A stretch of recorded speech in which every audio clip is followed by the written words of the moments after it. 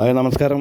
അപ്പോൾ ഒന്ന് തക്കാളീനെ കുറിച്ചുള്ള വീഡിയോ ആണ്. അപ്പോൾ തക്കാളി നന്നായിട്ട് കായ പിടിക്കാൻ വേണ്ടി നമുക്കൊരു ചെറിയ ട്രിക്ക് ചെയ്യാണ്ട്. ട്രിക്കല്ല, ഈ കാര്യം ശ്രദ്ധിക്കണം.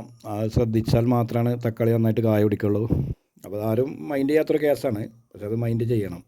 അപ്പോൾ നമുക്ക് വീഡിയോയിലേക്ക് പോകാം. അപ്പോൾ ഞാനിതിവിടെ ഒരു തൈ മുളപ്പിച്ചിങ്ങനെ നട്ട തക്കാളിയാണ്, തക്കാളീൻ്റെ ചെടിയാണ്. അപ്പോൾ അതിന് ജൈവ വളങ്ങളൊക്കെ കൊടുത്തിരുന്നു.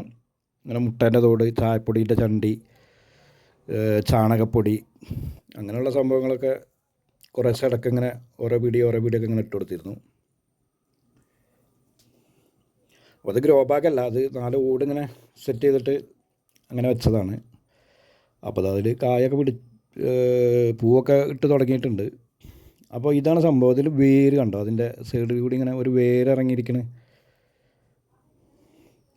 ആ വേര് മണ്ണിട്ട് മൂടണം.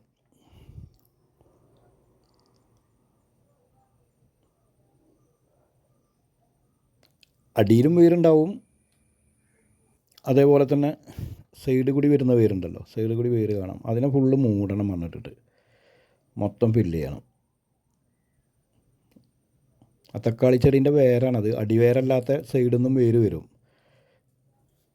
അപ്പോൾ ഇത് നാടൻ തക്കാളിൻ്റെ വിത്ത് എന്ന് പറഞ്ഞിട്ടാണ് തന്നത്.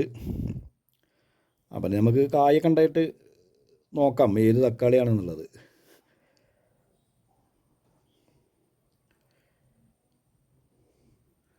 അപ്പോൾ ഫുള്ളായിട്ട് മണ്ണിട്ട് കൊടുക്കുക. ആ വേര് മൂടുന്ന അതുവരെ മണ്ണിട്ട് കൊടുക്കുക.